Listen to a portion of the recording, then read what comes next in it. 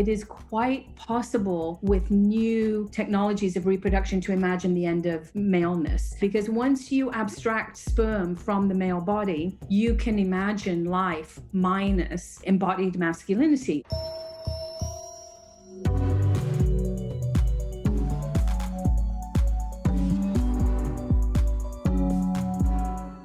In part 2, we're going to explore the artist's work in more depth and find out how they use art and technology to address a whole range of issues, including facial recognition, surveillance, gendered bodies, and interactions between science and art. Throughout history, semen has been kind of revered as a magical substance. It is a literal symbol of potency. Now, IMPOS aims to rewrite that cultural narrative by using art and science together to make the world's first female semen. We're on an epic journey to try and get my stem cells to transform into sperm cells. We're developing this ritual alongside the scientific practice, and the ritual helps us to think about what its social and emotional implications are. Black Trans Archive is an autonomous archive that looks at the identity of the visitor and the choices that they make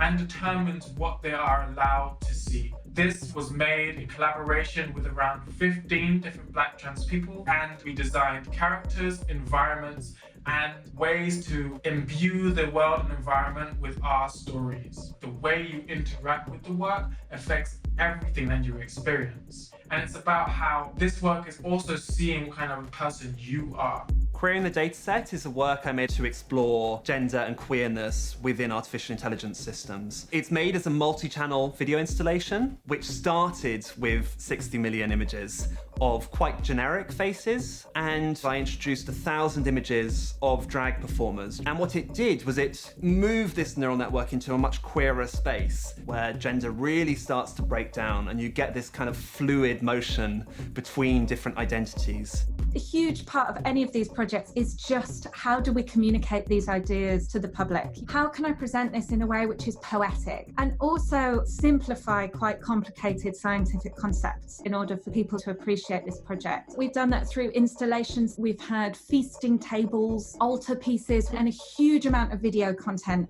The history of Black trans people is that most of that history has been erased. So for me, it was important to create something that had first-hand accounts from Black trans people, but also that didn't use the same methods normal archiving uses, because those have failed us continuously. I've fed these faces of marginalized identities and really expressive images of drag performers, and that has started to change the way that this neural network is understanding the world. Having looked at the work of the artists in more detail, the next part is going to look ahead to the future of art and technology in relationship to questions about the gendered body, the experience of being in a body, and relationships across bodies.